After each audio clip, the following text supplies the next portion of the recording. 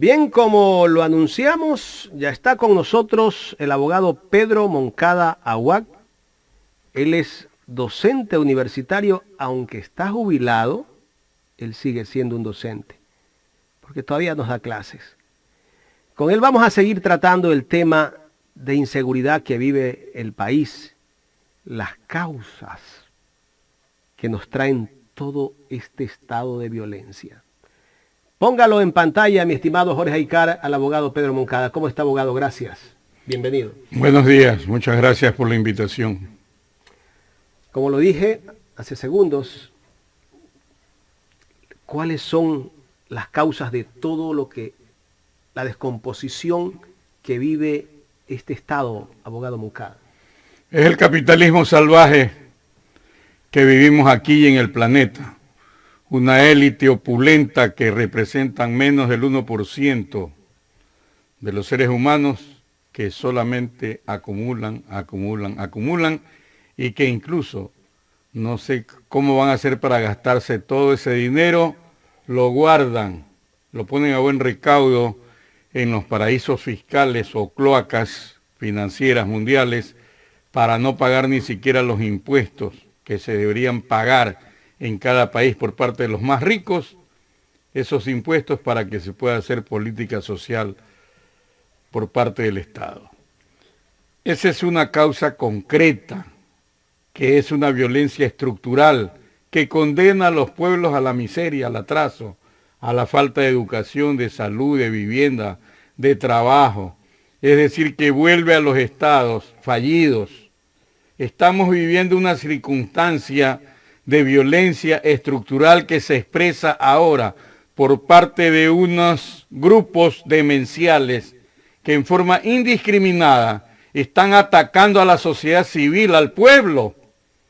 ¿Qué éxito van a poder tener? Así tengan bombas atómicas. Podrán tener todo el armamento que sea. Van a reventar una bomba atómica para desaparecer incluso ellos. Entonces, yo sí quisiera, porque lo último que se pierde es la esperanza, ¿sí?, que el gobierno haga los deberes que no ha hecho en todo este tiempo, que lleva desde mayo del año pasado, ¿sí?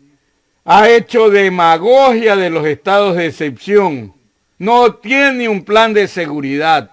Un plan de seguridad significa hacer inteligencia, tener políticas sociales, sacar a la juventud de la desidia, de la ignorancia, darle oportunidades de vida, de trabajo, de educación, tener a la gente con empleo, con vida digna. Ese es el plan fundamental desde el punto de vista social. ¿Y qué nos queda a la sociedad civil? Somos la sociedad civil, señor. Estamos como ratoncitos asustados dentro de nuestras casas, con temor individual de que nos ocurra algo en esta guerra indiscriminada y demencial que se nos ha declarado a la sociedad civil. Bueno, es el momento de decir basta. La sociedad civil tiene que reaccionar. Y si el señor gobierno no cumple con lo que debe cumplir como representante del Estado de toda la sociedad, tiene que irse pues. Y que la sociedad civil pueda organizar un gobierno colectivo de toda la comunidad para poder dar respuestas a esta sociedad que vivimos prácticamente en soletas, en un estado fallido. Lo que está ocurriendo es una característica de un estado fallido.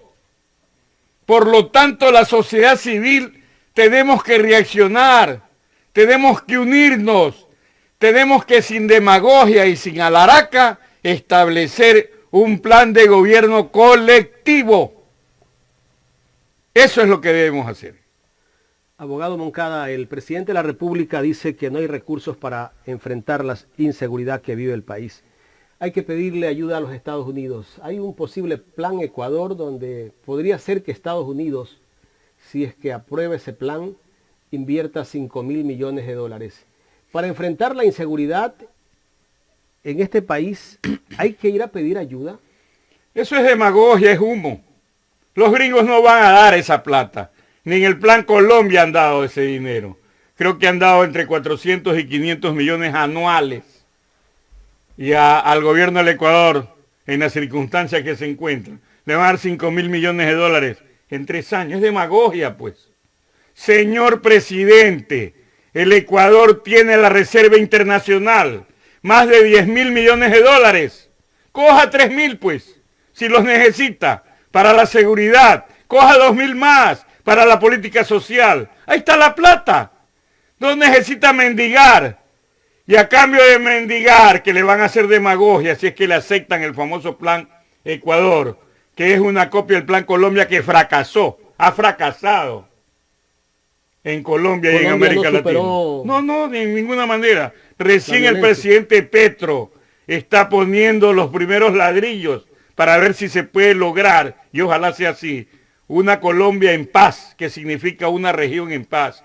Señor, usted tiene la Reserva Internacional, establezca una unidad del mundo institucional con la Asamblea y todos los poderes estatales, institucionales, y traiga la mitad de esa Reserva Internacional e inviértanla en la seguridad, que dice que con 3.000 millones de dólares resuelve, 5.000, perdón, en 3 años. Háganlo pues, ahí tiene la plata. Pero cuidado, esa plata vaya a desaparecer en inversiones, queriendo comprar Banco del Pacífico, hacerlo privado, aunque es un banco que le genera a la sociedad utilidades, queriendo vender las hidroeléctricas, queriendo vender las empresas estatales que producen para el Ecuador. Usted no puede ser que haya llegado al gobierno para seguir haciendo negocios, seguir enriqueciéndose. Señor, así usted viva en una reencarnación de 1.000 vidas, cosa que yo no creo. Podría gastarse toda esa plata usted y su familia. Recapacite, haga patria, pase a la historia como alguien que no fue un depredador de la economía y de la sociedad ecuatoriana.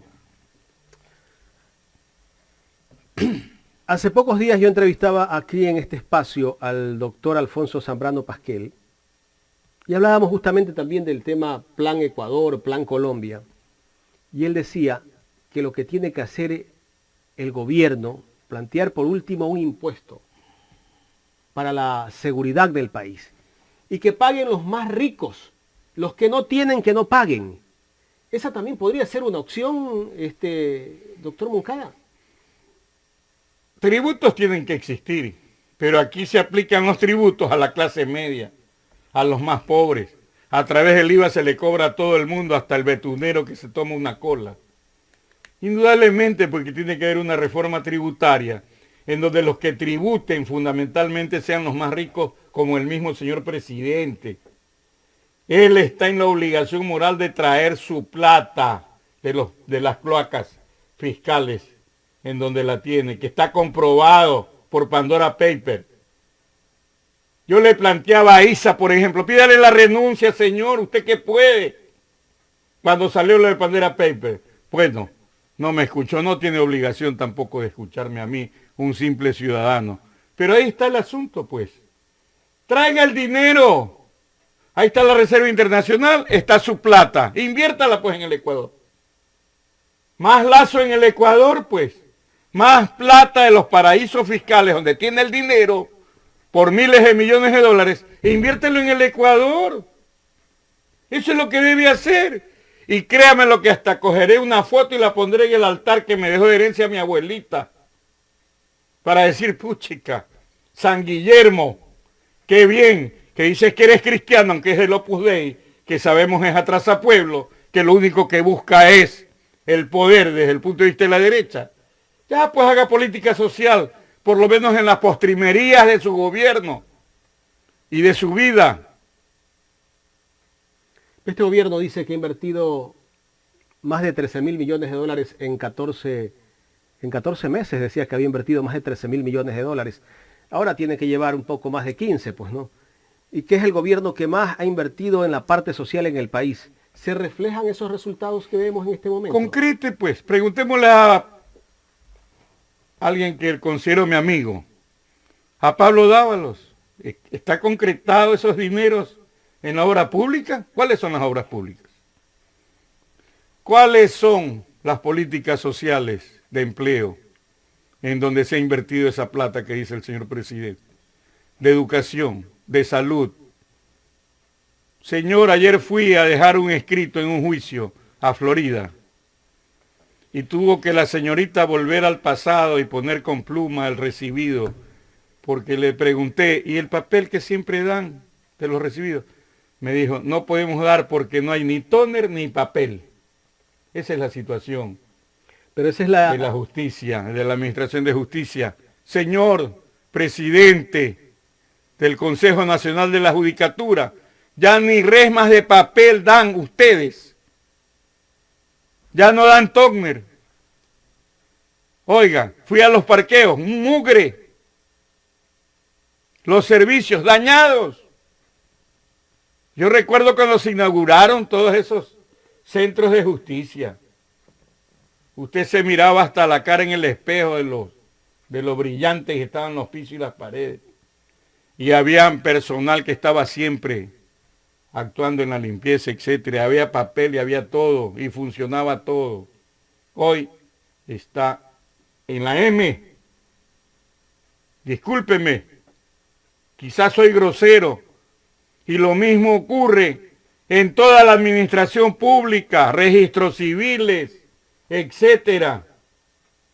Ya es una hora que haya una reacción de la comunidad, sin demagogia ni alaraca.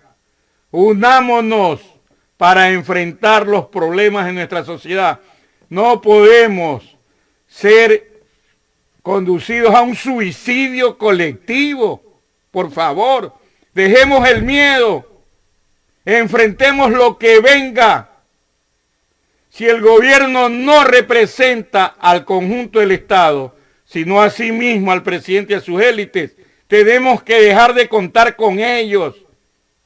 No es gobierno. Ahora tienen una oportunidad. Sí, las bandas delincuenciales le dan la oportunidad de que demuestre que realmente puede enfrentar la inseguridad.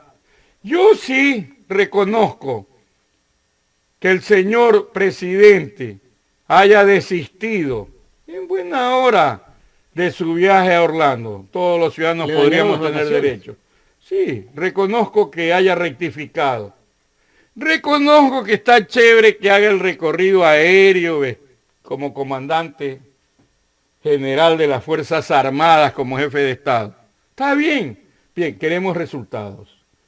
¿Cómo no vamos a solidarizarnos del dolor colectivo de las familias, de los policías sacrificados, asesinados, policías de tropa?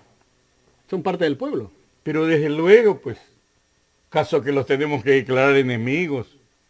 Son el pueblo. Hay mucha policía patriota también. Sin embargo, pues, a lo largo de la historia han sido instrumentos de represión, lo sabemos. Lo mismo en las Fuerzas Armadas. ¿Ya?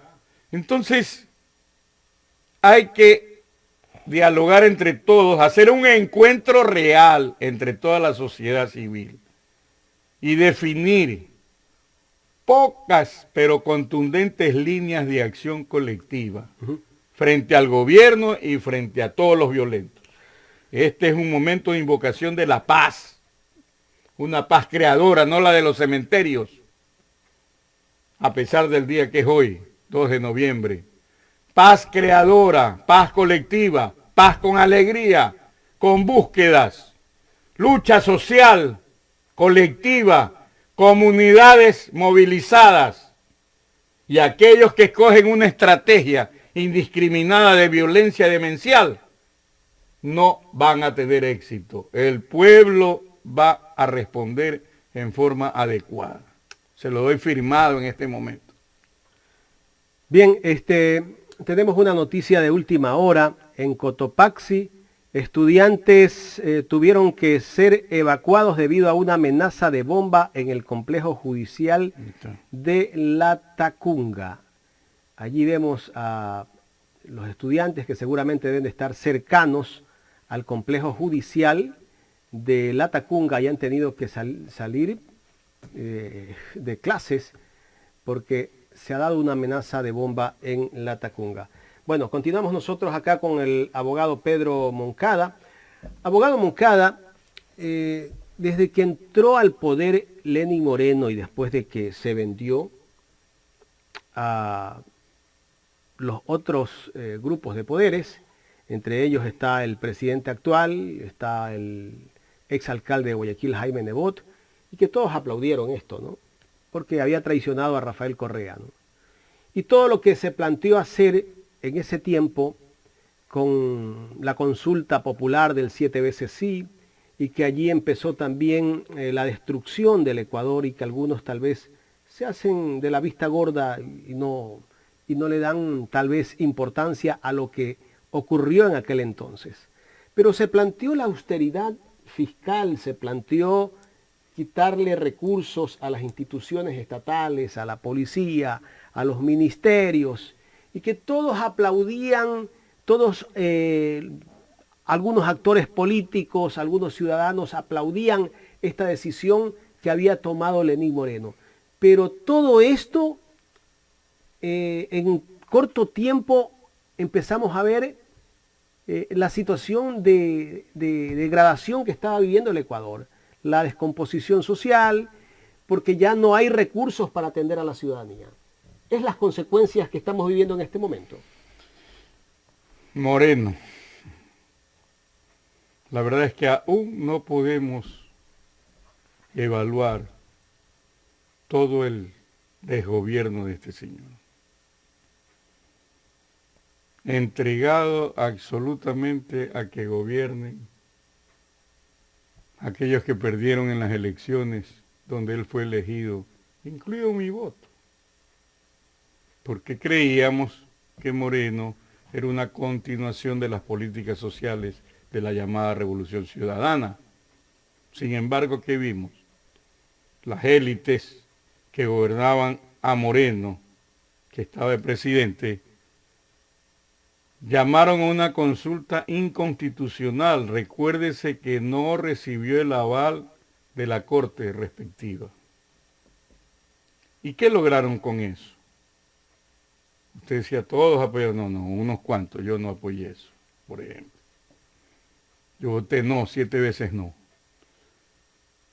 Una inconstitucionalidad hecha después una monarquía a través del señor Trujillo, que en paz no descansa. Debe estar en una paila grandota donde lo ve, como buen alumno.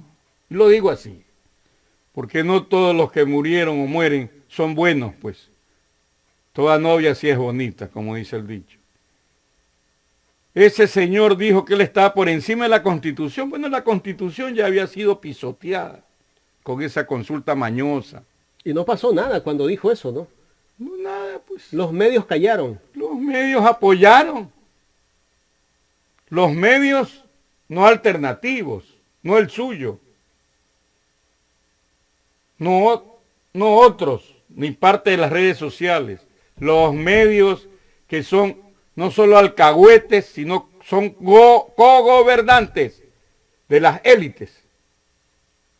¿Y qué pasó? Un señor Celi en la Contraloría. Se tomaron todas las funciones del Estado. ¿Para qué?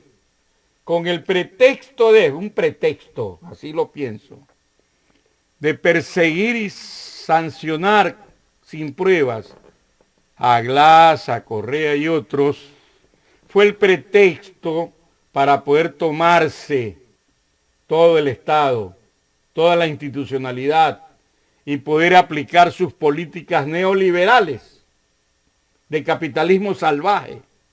Nadie se puede olvidar del señor ministro de Economía de ese entonces, que se dice, y yo creo que es así, fue puesto por Lazo en el gobierno de Moreno, el señor Martínez. ¿Qué hizo en plena pandemia Martínez? Votar más gente, hacer votar más gente de los trabajos, quitarle recursos a la salud, entregar los hospitales a las mafias políticas que gobernaban con Moreno permitir que mueran miles de personas en media calle, en los domicilios, sin recogerlos, mandarles ataúdes de cartón. Eso es lo que hicieron, pues. Se tomaron el país no para aplicar un plan de gobierno, fue perjuro. El señor Moreno firmó ante un notario su plan de gobierno, que era una continuación de la política social que se venía aplicando en el gobierno anterior a él.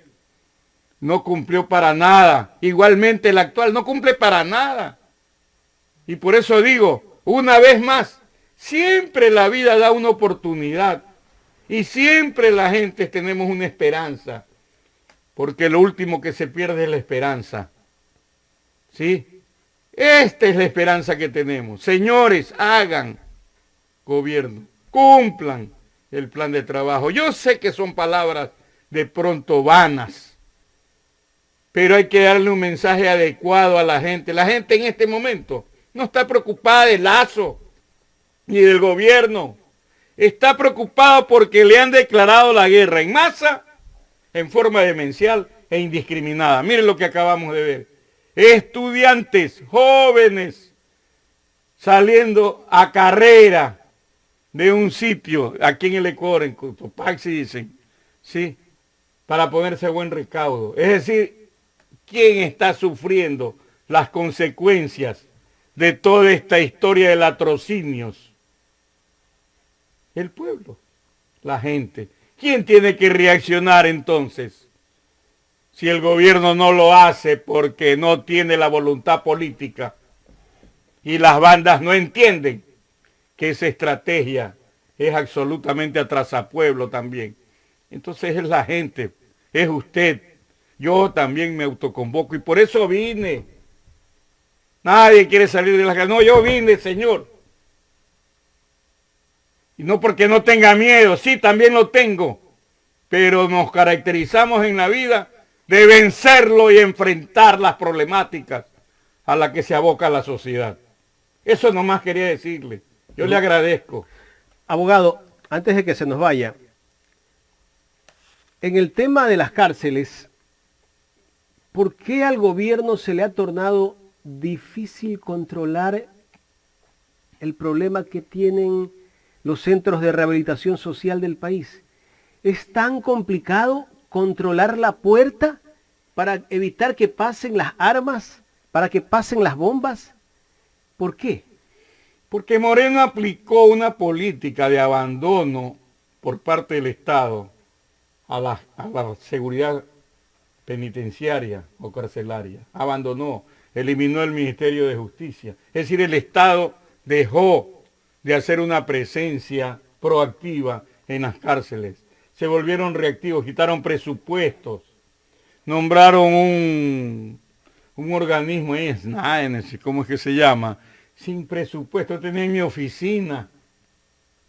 Y entonces los que quedaron en soletas. O sea, aquí esto demuestra como que quien pactó con las mafias y que decía y que culpaba a Correa. No, las nuevas autoridades. Son desde Moreno. Claro, desde ahí para acá, pues. Y no ha cambiado. Y entonces, ¿qué ocurrieron? Subastaron los pabellones. Vendieron. Claro, las autoridades. ¿A quiénes? A los jefes de bandas, pues. Entonces ellos desde luego compraron y consideran que es un territorio propiedad privada. Son terratenientes penitenciarios, ¿no? Muy bien. Eso no es culpa de ellos, pues. Es de las autoridades que abandonaron la política de la seguridad. Ellos hacen sus negocios. ¿No, verdad? Y entonces controlaron los territorios, los pabellones. Después se comenzaron a disputar entre sí los pabellones. Vinieron las masacres. ¿Y qué política de seguridad implementó el gobierno actual, que es el que ha recibido las consecuencias? Y que supuestamente tenía un plan. No tiene, pues. Ese que lo mostraba ante el señor Carlos Vera, pero que no lo podía Rafael enseñar. Cuesta. Y a Carlos Vera también. No, él no podía enseñar eso. No se puede enseñar lo que no existe. Esto me hace acuerdo de las cajas con la supuesta demostración que César Monge, que no sé si en paz 120 descanse. cajas, 140 Sí, cajas. y que después se descubrió ahí Se le y vinieron que abajo, no, que estaban no había vacías. ningún papel. Una cosa terrible. O sea, así hacen política. Pero todo Así hacen política. trata... Entonces, vean, desde el mundo institucional y político, pónganse de acuerdo por los sectores progresistas, así llamados. Siguen peleando entre sí. Más importante es la personalidad de los jefes. Por favor, el pueblo necesita respuestas o el pueblo dará su propia respuesta. Yo creo en la democracia participativa. ¿Ya? Pero hay que decir también que el pueblo está callado, está como escopolaminado. ¿Quiere digo que le yo. diga la palabra correcta? El pueblo está desarrecho y abandonado. Ya, esa palabra es castiza y todo el mundo la entiende. No, eso es lo que está el pueblo. Pero, ¿qué hace si no tiene sujetos políticos realmente adecuados que defiendan sus intereses? Entonces hay que forjar un sujeto político colectivo. Si se quieren unir ahí a un sujeto político colectivo, la CONAIE, que hizo una gestión en junio. Pero la CONAIE, no Pachacuti. La CONAIE. Pachacuti es parte de la élite Pero hay un política de grupo este de país. Pachacuti que está cercano al gobierno. Por eso, pues. Eso es lo que estoy diciendo. Claro, no todos. Hay un Pachacuti rebelde, etcétera. Bueno. Pero todo hay que decantar. Y en ese proceso de decantar las fuerzas sociales y políticas del país va a surgir un volcán colectivo que para bien de la comunidad tomará el toro por los cuernos. Finalmente, abogado Moncada, ¿cómo ve usted la posición de las autoridades locales y provinciales de acá de Guayas, donde nosotros vivimos, que han optado casi que por tener un silencio de todo lo que está pasando en la ciudad de Guayaquil y en la provincia?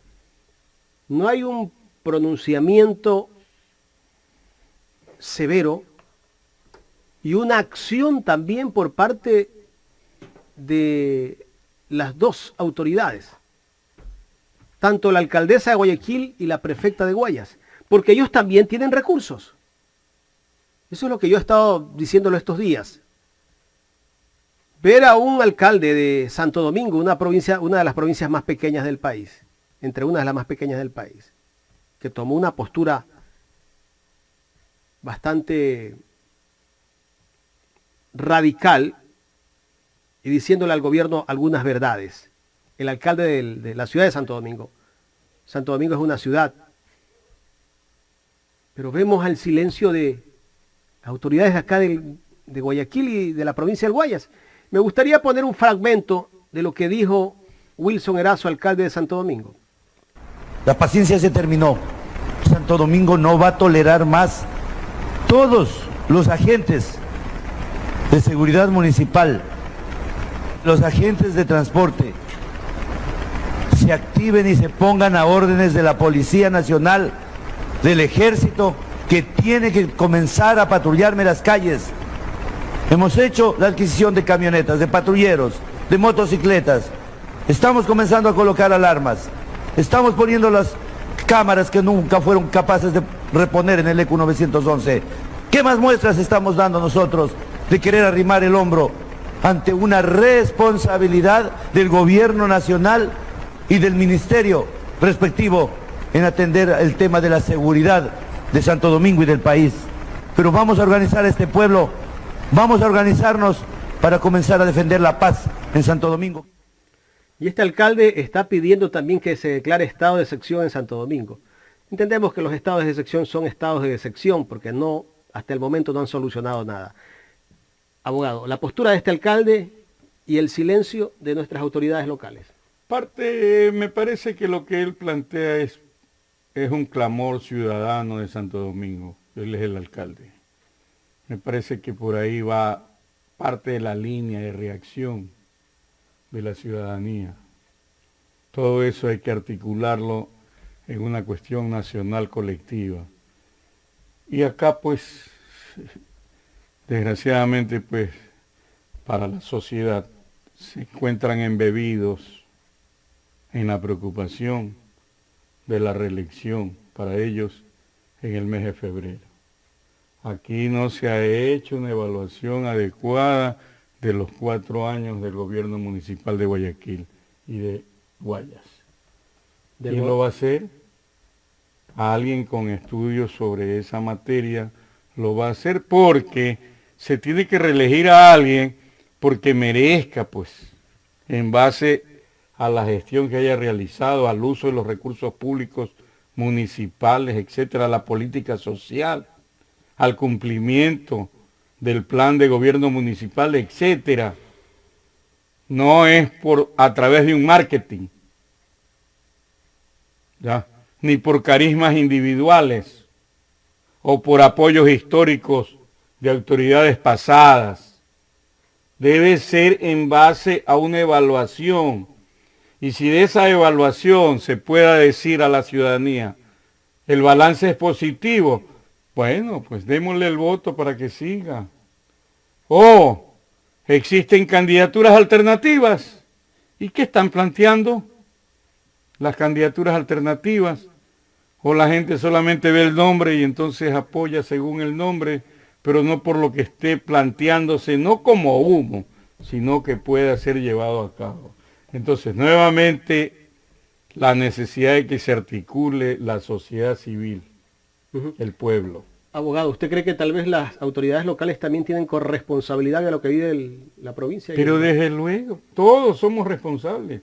La sociedad civil también es responsable de su propio drama, porque elige, porque no se organiza, porque no se articula, porque no toma conciencia de su rol.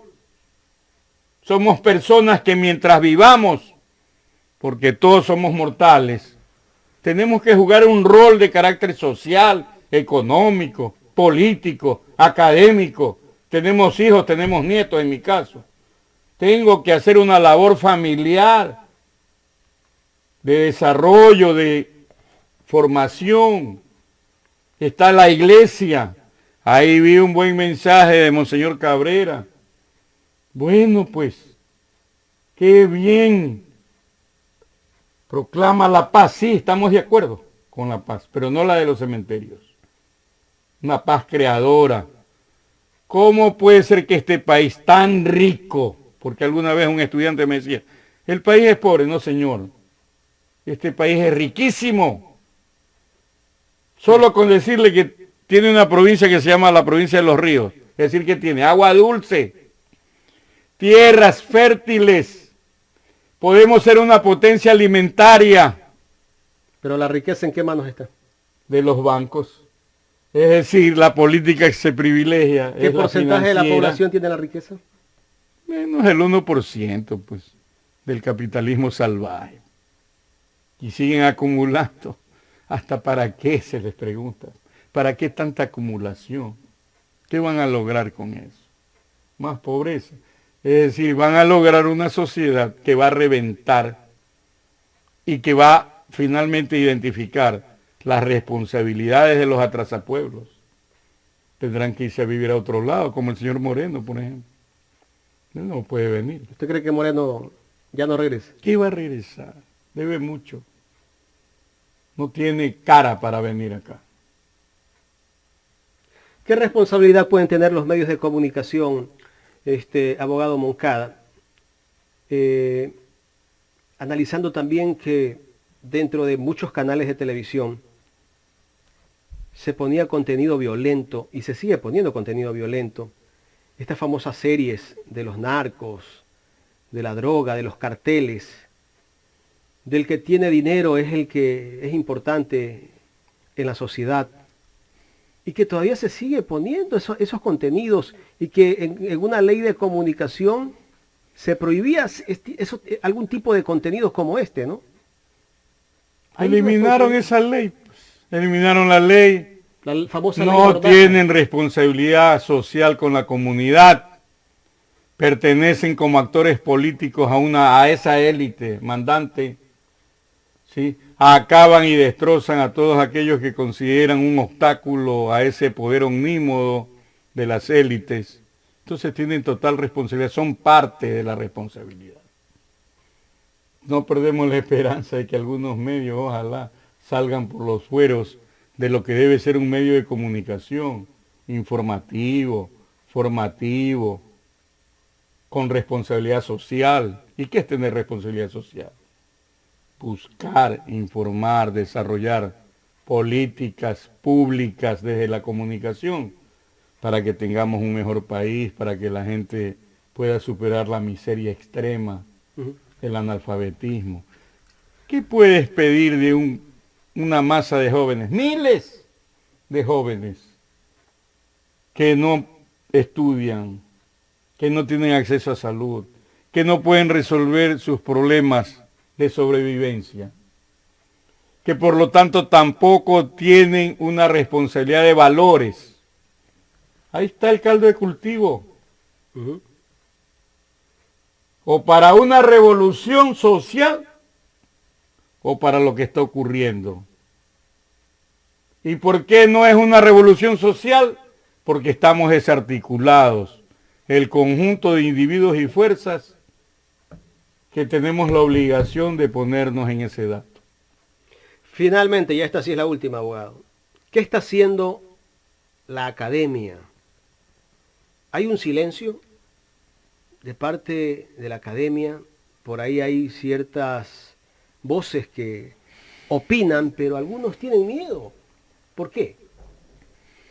Tiene que haber una reacción de las universidades, de la Casa de la Cultura, de los escritores, de los académicos, de los cientistas sociales. Ellos también tienen que articularse, a pesar de tan individualistas que son, y se creen dueños de la verdad también muchos de ellos. Tiene que haber una reacción, tienen que pensar en colectivo al país. Tienen que darnos la información, el análisis. Sí hay algunos, ¿ya? Como Franklin Ramírez, por ejemplo, a quien admiro mucho, hombre muy inteligente. Pablo Dávalos, ¿ya? Pérez, el expresidente, Raúl Pérez Torres.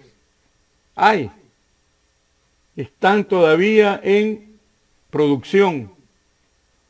Tiene que haber producción y reproducción de una nueva mirada de la sociedad con conocimiento de fondo. Ellos también tienen responsabilidad y muchos de ellos nos están debiendo por un individualismo que significa no me meto yo a tener problemas porque el problema fundamental es que solo yo. Ese problema no es mío. Ese problema, Pero saben que el también, problema es yo. no saben Yo tengo que resolver mi vida. Ese individualismo que es generado por el mismo sistema. Ya. Abogado, ya le prometo que esta sí es la última. Brasil eligió a Lula el domingo anterior. ¿Cómo ve usted ese giro que se está dando en la región? Empezó con Castillo, que sabemos que tiene problemas en Perú. Luego estuvo Boric, si no me equivoco. Luego vino en Colombia Petro y ahora está Lula en Brasil. ¿Cómo ve usted el panorama? Qué excelente resultado del proceso político último en Brasil, que prácticamente por una puesta de mano gana Lula, demostrando que es una sociedad absolutamente polarizada y en donde la ultraderecha del fascista Bolsonaro controla lo que aquí llamamos la Asamblea, es decir, el Congreso, las cámaras, etc. Va a tener bastante complicado. El reto que tiene. Pero Lula es ¿usted cree que Lula pueda salir adelante con todo? Lula es un hombre curtido en la lucha política. Y no vino de una élite, vino del barro dolorido del Brasil. Un trabajador. Tiene la experiencia de las dos presidencias anteriores. Es un hombre que pone pies sobre la tierra, no hace alaraca ni fuegos de artificio. Entonces la tiene durísima, pero tiene equipo y tiene que incorporar a las favelas, a los pueblos, y tiene que hacer un llamamiento a todo el otro país, a esa otra mitad menos uno que no votó por él, para así doblegarse ni en los principios ni en un plan de gobierno, ¿ya?, positivo para las grandes masas. También esas masas se incorporen a una política de cambio y de mejoramiento de las condiciones materiales de vida de la sociedad. Lo que tiene Lula es realmente un reto enorme, pero tiene un pueblo que debe ser articulado en la lucha por un plan de gobierno que le sea beneficioso para ellos. Abogado, quiero agradecerle por haber venido a este estudios y haber conversado sobre la situación de inseguridad que vive el Ecuador, los problemas sociales que tiene este país, y que ojalá este gobierno, viendo ya que el panorama no solamente le está afectando a los pobres, sino también a la clase media y por qué no decir a la clase alta, este problema ya es para todos, que las cosas mejoren. Es de toda la sociedad. Hay una declaratoria de guerra demencial indiscriminada. Poner bombas en colegios, en escuelas, en los moles, en los terminales, tirar bombas en los surtidores de gasolina. Ya, pues, recapaciten. Recapaciten, señores. Esa estrategia los lleva... Yo creo que hay una mentalidad nihilista ahí. No importa. Morir ahí también, ¿no? ¿Verdad? No. Pensemos en una sociedad que tenga futuro, que tenga presente, que tenga felicidad. ¿Acaso no tienen hermanos menores, hijos? Madre, Padre, vecinos. No importa nada. Por favor, es una invocación a una reflexión de todas maneras. Ya, que no se pare bola, y eso es otra cosa. Y también el Estado. Ya, pues. ¿Hasta cuándo una acumulación demencial, que es la que genera esa otra respuesta demencial? Estamos en medio de dos fuerzas dementes. Somos víctimas de los dementes. Desde un Estado, un gobierno atrasapueblo, acumulador, y unas fuerzas violentas, también atrasapueblos y acumuladoras de poder por el multicrimen que practican. Lo tengo que decir, yo no me voy a callar. gracias al abogado Pedro Moncada Aguac. Muchísimas gracias, abogado. Gracias a usted por la confianza que me brinda y espero que siga usted en esta dura tarea, este reto que tiene de hacer prensa alternativa. Tanto lo necesitamos. Muchas gracias. El abogado Pedro Moncada Aguac, docente universitario, hemos hablado del tema inseguridad.